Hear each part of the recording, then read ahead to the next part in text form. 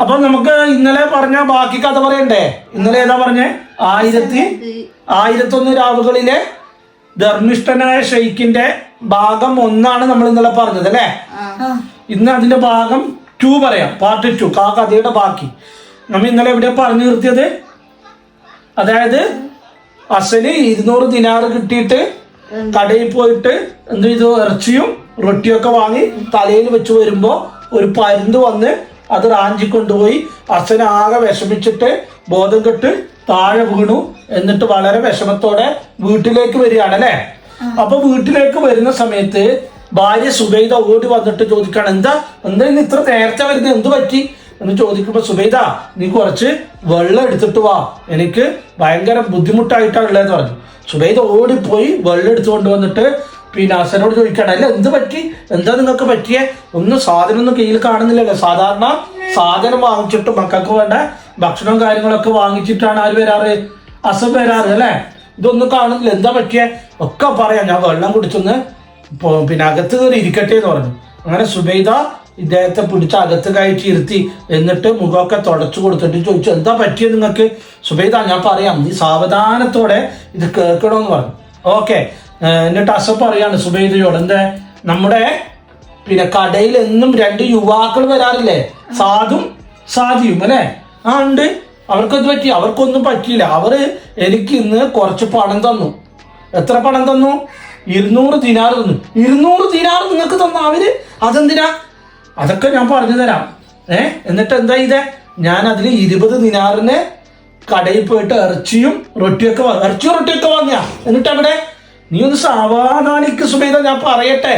ആ ഇറച്ചിയും റൊട്ടിയൊക്കെ വാങ്ങിച്ചിട്ട് വരുന്ന സമയത്ത് ഒരു പരുന്ത് വന്നിട്ട് പിന്നെ എന്ത് കൊണ്ടുപോയി? ഈ ഇറച്ചിയും റൊട്ടിയൊക്കെ റാഞ്ചി കൊണ്ടുപോയി തലയിന്ന്. അയ്യോ, എത്ര കാലായി നമ്മൾ ഇറച്ചി കൂട്ടിയിട്ട്, നമ്മളെ മക്കൾക്ക് ഭാഗ്യമില്ലാണ്ടായി പോയല്ലോ എന്നൊക്കെ പറഞ്ഞു. ആ പോട്ടെ, സാരില്ല, അതിനെന്തിനാ നിങ്ങൾ ഇത്ര വിഷമിച്ചിരിക്കുന്ന? ഇറച്ചിയും റൊട്ടിയെല്ലാം കൊണ്ടുപോയിട്ടുള്ളൂ. അല്ല സുബൈദ, വേറൊരു സംഭവം ഉണ്ടായി. എന്താ സംഭവം? അത് ഞാൻ അവര് തന്ന 200 ദിനാറിന്ന് 150 ദിനാറും തലയിലെ തൊപ്പിയിലാണ് വെച്ചത്. ആ തൊപ്പിക്ക് സിബുള്ള കാര്യം എനിക്കറിയാലോ. ആ സിബിന്റെ അകത്താണ് എന്ത് വെച്ചത്? പൈസ വെച്ചത്. ആ തൊപ്പിയും എടുത്തിട്ടാണ് പരുന്ത് പോയത് എന്ന് പറഞ്ഞു. സുബൈദ ഒരു നോട്ട ഇയാളെ, എന്താ നിങ്ങൾ പറഞ്ഞ? തൊപ്പി എടുത്തിട്ട് പരുന്ത് പോയിന്നാ? അതിൽ 150 ദിനാർ കൊണ്ട് പരുന്ത് കൊണ്ടുപോയാ? ആ കൊണ്ടുപോയി സുബൈദ. അതുകൊണ്ടാണ് ഞാനിങ്ങനെ വിഷമിച്ചത്. സുബൈദ നെഞ്ചത്തടിച്ചിട്ട് ഒരു കരച്ചിലാണ്. എൻ്റെ റബ്ബേ, ഈ മനുഷ്യനെ കല്യാണം കഴിച്ച് അന്ന് തുടങ്ങിയതാണ് എൻ്റെ കഷ്ടകാലം. എന്തൊരു കഷ്ടകാലമാണ് എനിക്ക് വന്നത്. 150 ദിനാറ് വെക്കാൻ കണ്ട സ്ഥലം കണ്ടില്ല തൊപ്പിൻ്റെ ഉള്ളില്. വേറെ എവിടെയെല്ലാം വെക്കാൻ സ്ഥലമുണ്ട്. ഇന്നൊക്കെ എന്താ മനുഷ്യ, നിങ്ങൾ അരയിലങ്ങ് ഒരു തോർത്തി കെട്ടിട്ട് വെളിച്ചങ്ങ് കെട്ടിയാൽ പോലെ. എന്നാലും പരുന്തും മുയലും ആനയും അല്ല, പരുന്തല്ല, ആന വന്നാലൊക്കെ കൊണ്ടപ്പോലല്ലോ. നിങ്ങൾ എന്ത് വിഡിത്താ കാണിച്ചത് എന്നൊക്കെ പറഞ്ഞ് സുബൈദ് ഇങ്ങനെ നെഞ്ചത്തടിച്ചിട്ട് നിലവിളിക്കാണ്. അസനാകെ വിഷമായി. സുബൈദ, നീ എന്നെ കൂടുതൽ വിഷമിപ്പിക്കല്ലേ, ഞാൻ മനഃപൂർവ്വം ചെയ്തതല്ല. പരുന്ത് അങ്ങനെ കൊണ്ടപ്പോയതിന് ഞാൻ എന്താണ് ചെയ്യാ എന്ന് പറഞ്ഞ്, നിങ്ങൾക്ക് എന്തൊരു മനുഷ്യനാണ്, നിങ്ങൾക്കൊരു ശ്രദ്ധ എന്ന് പറഞ്ഞ കാര്യമില്ല. നിങ്ങളുടെ കല്യാണം കഴിച്ച് അന്ന് തൊട്ട് തുടങ്ങിയതാണ് എൻ്റെ കഷ്ടകാലം എന്നൊക്കെ പറഞ്ഞിട്ട് ഇവളിങ്ങനെ പറഞ്ഞ് കരയാണ്. എൻ്റെയും എൻ്റെ മക്കളുടെയും വിധി, എന്തൊരു വിധിയാണ് പടച്ചോനെ എനിക്ക് തന്നത് എന്നൊക്കെ പറഞ്ഞിട്ട് സുബൈദ് ഇങ്ങനെ കരയാണ്. സുബൈദയോട് അസം പറഞ്ഞു, സുബൈദ അതൊക്കെ അവിടെ നിൽക്കട്ടെ, എനിക്കതൊന്നല്ല ഇപ്പൊ വിഷമം. പിന്നെന്താ, 1 വർഷം കഴിഞ്ഞാൽ ഇതേ ദിവസം ആര് വരും? കടയിലേക്ക് സാദിയും വരും. അവരോട് ഞാൻ എന്ത് മറുപടി പറയും? അവർക്ക് 200 ദിനാർ തിരിച്ചു കൊടുക്കാമെന്ന് ഞാൻ ഏറ്റതാ. വലിയ പൈസക്കാരനായിട്ട് മാറുമെന്ന് ഞാൻ വാക്ക് കൊടുത്തതാ. സാദി പറഞ്ഞിരുന്നു, എന്നാലും പടച്ചോന്റെ അനുഗ്രഹം കൂടി ഇല്ലാതെ ഒരിക്കലും പണക്കാരനാവാൻ പറ്റൂലെന്ന്. ഇപ്പൊ അവൻ പറഞ്ഞ പോലെ തന്നെ ആയി. 1 വർഷം കഴിഞ്ഞിട്ട് ഞാൻ അവര് വരുമ്പോ എന്ത് മറുപടി പറയും എന്നൊക്കെ ചിന്തിച്ചിട്ട് ആണ് എനിക്ക് ഭയങ്കര വിഷമം സുബൈദ. അല്ലാതെ എനിക്ക് പണക്കാരനാവാഞ്ഞിട്ടോ അല്ലെങ്കിൽ മറ്റുള്ള കാര്യങ്ങൾക്കൊന്നും അല്ല എനിക്ക് വിഷമം. സുബൈദക്ക് അതൊന്നും കേട്ടിട്ടൊരു ഇതില്ല. സുബൈദ പറയാണ്, നിങ്ങളുടെ കല്യാണം കഴിച്ച് അന്ന് തുടങ്ങിയതാണ് എൻ്റെ കഷ്ടകാലം എന്നുള്ള രീതിയിൽ സുബൈദ ഇങ്ങനെ കരയാണ്. അങ്ങനെ അതൊക്കെ പോട്ടെ. അങ്ങനെ അസൻ എന്ത് ചെയ്തു? ആകെ വിഷമിച്ചിരുന്നിട്ട് ഇനി കാര്യമില്ലല്ലോ, സംഭവിക്കാനുള്ളത് സംഭവിച്ചു. അങ്ങനെ പിറ്റേന്ന് വീണ്ടും അസൻ എന്ത് ചെയ്തു? പഴയ പണിക്ക് തന്നെ പോകാൻ തുടങ്ങി. കടയിലേക്ക് പോകും, ചകിരി പിരിച്ച് കയറാക്കും, കടയിൽ കൊണ്ടപ്പോവും. അച്ഛൻ ആ പഴയ രീതിയിൽ തന്നെ ജീവിക്കാൻ തുടങ്ങി. അങ്ങനെ കുറച്ച് കാലം കഴിഞ്ഞു, ദിവസങ്ങൾ കഴിഞ്ഞു, മാസങ്ങൾ കഴിഞ്ഞു. അവര് പറഞ്ഞ ദിവസമായി, 1 വർഷമായി. 1 വർഷം കഴിഞ്ഞ അന്ന് ആര് വരും? സാദിയും വരും അല്ലെ കടയിലേക്ക്. അങ്ങനെ അവര് നിൽക്കുമ്പോൾ വൈകുന്നേര സമയത്ത് സാദിയും വരികയാണ്. അപ്പൊ അവരങ്ങനെ പറയുന്നുണ്ട്, രണ്ടുപേരും വരുമ്പോ, എടാ അസൻ ഇപ്പം വലിയ പൈസക്കാരനായിട്ടുണ്ടാവും, ഉറപ്പാണ്, വലിയ ബിസിനസ് തുടങ്ങിയിട്ടുണ്ടാവും, നമ്മളെല്ലാം കണ്ടാൽ മൈൻഡ് ചെയ്യോ അസൻ, വലിയ പൈസക്കാരനായിട്ടുണ്ടാവും അല്ലേ.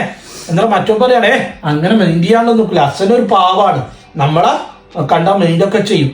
അപ്പം ഒന്നാമൻ പറയാണ്, അസന്റെ കടയൊക്കെ തുറന്നിട്ടുണ്ട്, ആ പഴയ കട അതേപോലെ തന്നെ ഉണ്ട്. ഇത്ര വലിയ പൈസക്കാരനായിട്ടും അസൻ പഴയ കടയൊന്നും മാറ്റിയിട്ടില്ല. അങ്ങനെ ആയിരിക്കണം പൈസക്കാരനായാലും. പഴമ മറക്കാൻ പാടില്ല, വന്ന വഴി മറക്കാൻ പാടില്ല എന്നൊക്കെ പറഞ്ഞിട്ട് അവര് കടയിലേക്ക് വരികയാണ്. പതിയെ കടയിലേക്ക് കയറി അസ്സലാമു അലൈക്കും എന്ന് സാദ് സലാം ചൊല്ലി അസന്റെ അടുത്തേക്ക് വന്നു. അസൻ വഅലൈക്കും അസ്സലാം. അസന്റെ മനസ്സിങ്ങനെ പടക്കുകയാണ്, പഠിച്ചോനെ എന്തൊരു അവസ്ഥയാണ് എനിക്ക് വന്നിട്ടുള്ളത്, ഇവരോട് എന്ത് മറുപടി പറയും. അപ്പൊ സലാം അടക്കി. അസൻ സലാം അടക്കി. എന്നിട്ട് പറഞ്ഞു, എന്തൊക്കെയാ സുഖം? സുഖല്ലേ? അതെ സുഖം തന്നെ.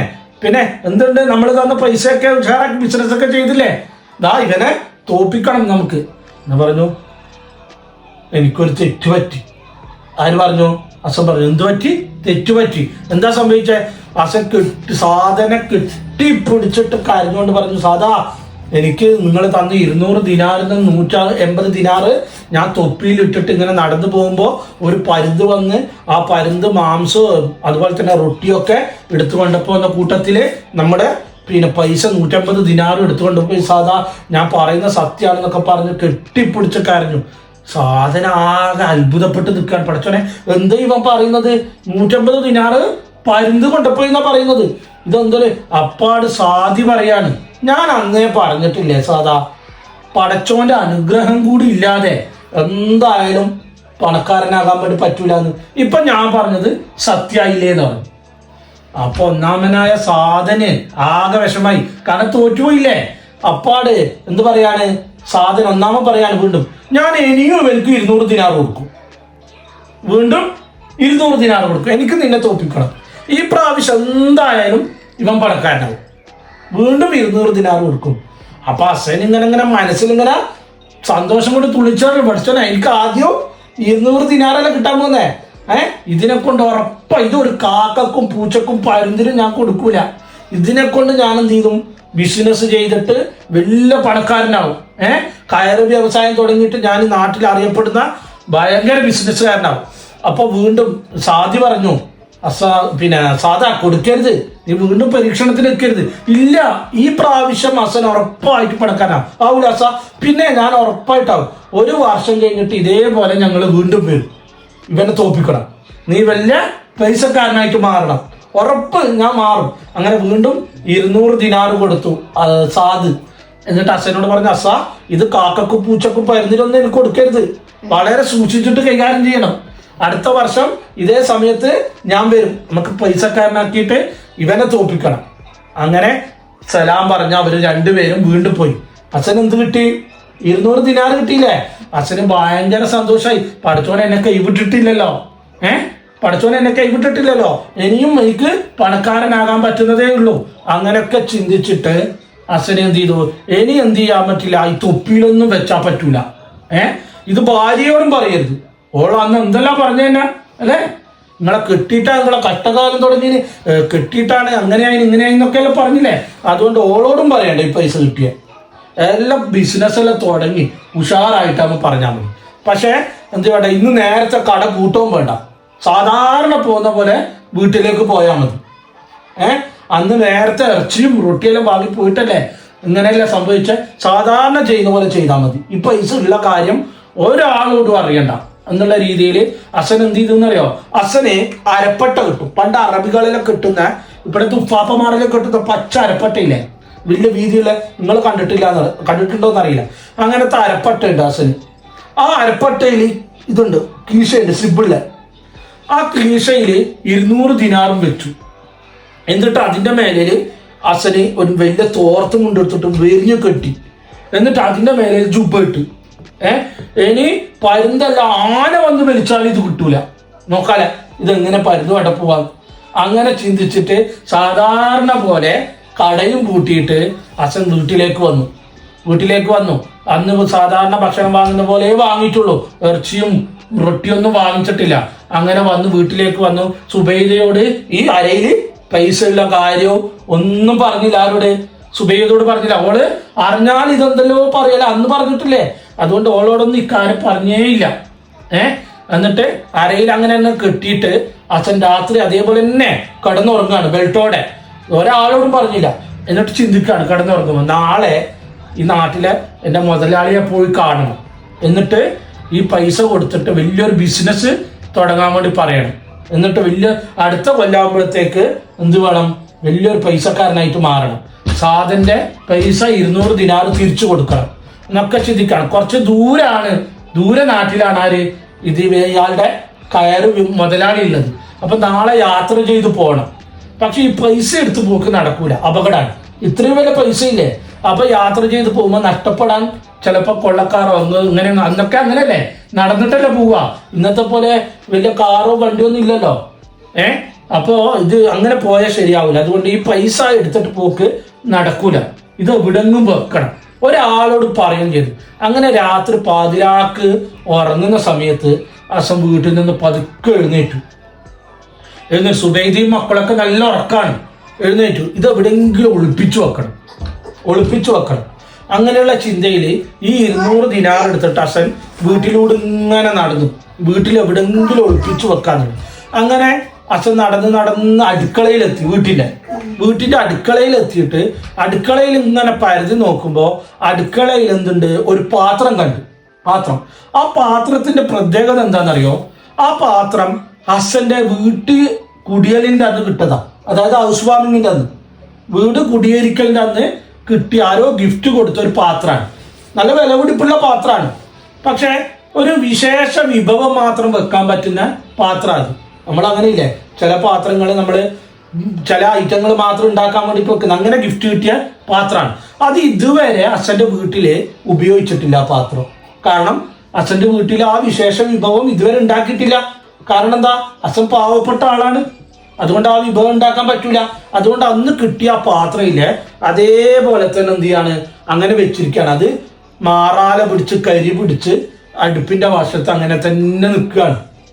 ഒരാളും വർഷങ്ങളായിട്ട് ആ പാത്രം അതേപോലെയല്ല. ഒരാളും തുറന്നു നോക്കിയിട്ടോ എടുത്തിട്ടോ ഒന്നുമില്ല. അങ്ങനെ അച്ഛൻ ചിന്തിച്ചു, ഈ പാത്രത്തിന്റെ അകത്ത് ഈ പൈസ വെക്കാം. ഒരാൾ കാണില്ല. കാരണം വർഷങ്ങളായി ഒരാൾ തുറന്നു നോക്കാത്ത പാത്രമാണ്. അങ്ങനെ എന്ത് ചെയ്തു? അച്ഛൻ എന്ത് ചെയ്തു? ആ 200 ദിനാർ മെല്ലെ ബെൽറ്റിൽ നിന്ന് എടുത്ത് ആ പാത്രത്തിൽ വെച്ചു. എന്നിട്ട് അതേപോലെ പാത്രം അവിടെ വെച്ചു. പഴയ പോലെ പോയി കിടന്നുറങ്ങി. രാവിലെ ആയി, എഴുന്നേറ്റു. പഴയ പോലെ തന്നെ ഇത് പാത്രത്തിൽ പൈസ വെച്ച കാര്യം ആരോടും പറഞ്ഞില്ല, മക്കളോടും പറഞ്ഞില്ല, സുബൈദയോടൊന്നും പറഞ്ഞില്ല. അങ്ങനെ പാത്രത്തിൽ അതൊക്കെ വെച്ച് അച്ഛൻ സാധാരണ പോകുന്ന പോലെ കടയിലേക്ക് പണിക്കുന്നുള്ള രീതിയിൽ അങ്ങോട്ടേക്ക് പോയി. കടയിലേക്ക് പോയി. അപ്പോ കടയിലേക്കല്ല പോയത്, മുതലാളിയെ കാണാനാ പോകുന്നത്. പക്ഷെ സുബൈദയോടും മക്കളോടും പറഞ്ഞ് സാധാരണ രീതിയിൽ പോകുന്ന പോലെ തന്നെ പോയത്. അങ്ങനെ കടയിലേക്ക് ഇവരെ തേടിയിട്ട് മുതലാളിയെ അന്വേഷിച്ചിട്ട് അച്ഛൻ പോയി. അച്ഛൻ അങ്ങ് പോട്ടെ. നമുക്ക് വീട്ടില് അച്ഛൻ പോയതിനു ശേഷം ഒരു സംഭവം നടക്കുകയാണ്. എന്താണെന്നറിയോ? ആ നാട്ടില് ഒരു പാത്രം വിൽക്കുന്ന, അതായത് പഴയ പാത്രങ്ങളെല്ലാം എടുക്കുകയും പുതിയ പാത്രങ്ങളും സാധനങ്ങളൊക്കെ കൊടുക്കുകയും ചെയ്യുന്ന ഒരാൾ വരികയാണ്. ഒരു പാത്ര വിൽപ്പനക്കാരൻ. അയാൾ പഴയ പാത്രങ്ങളിൽ എടുക്കുന്ന ആളാണ്. അങ്ങനെ നടന്ന് അയാള് സുബൈദയുടെ വീട്ടിലേക്ക് എത്തി. സുബൈദയോട് ചോദിക്കുകയാണ്, ഇവിടെ പഴയ പാത്രങ്ങൾ എന്തെങ്കിലും ഉണ്ടോ എന്ന് ചോദിക്കുകയാണ്. ഇതിന്റെ ബാക്കി നമുക്ക് അടുത്ത പാർട്ടിൽ പറയാം. എല്ലാവരും സബ്സ്ക്രൈബ് ചെയ്തോളൂ, ഓക്കെ, ഫോളോ ചെയ്തോളൂ, ഓക്കെ. All the best.